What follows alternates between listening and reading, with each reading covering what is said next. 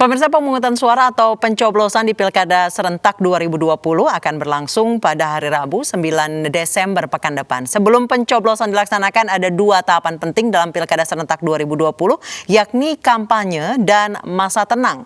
Kita lihat berdasarkan peraturan Komisi Pemilihan Umum atau PKPU ada sejumlah ketentuan pada masa tenang di Pilkada Serentak 2020. Yang pertama adalah masa tenang Pilkada berlangsung 3 hari sebelum pemungutan suara. Jika pemungutan suara dilakukan pada tanggal 9 Desember, maka hari tenang akan dimulai besok, tanggal 6 Desember 2020. Pasangan calon dilarang untuk melaksanakan kampanye dalam bentuk apapun. Kemudian apalagi? Aturan terkait masa tenang adalah semua media dilarang untuk menyiarkan informasi yang mengarah pada kepentingan kampanye, baik media cetak, media elektronik, maupun media online.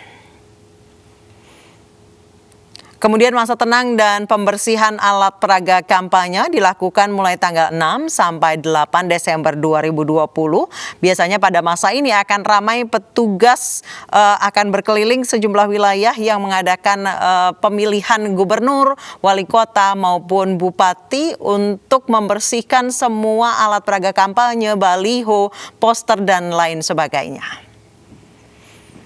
Baik, berikutnya, berdasarkan PKPU nomor 11 tahun 2020, tim kampanye wajib menonaktifkan akun resmi media sosial pada hari terakhir masa kampanye. Aturan ini terbilang baru karena pada Pilkada Serentak sebelumnya belum ada aturan ini.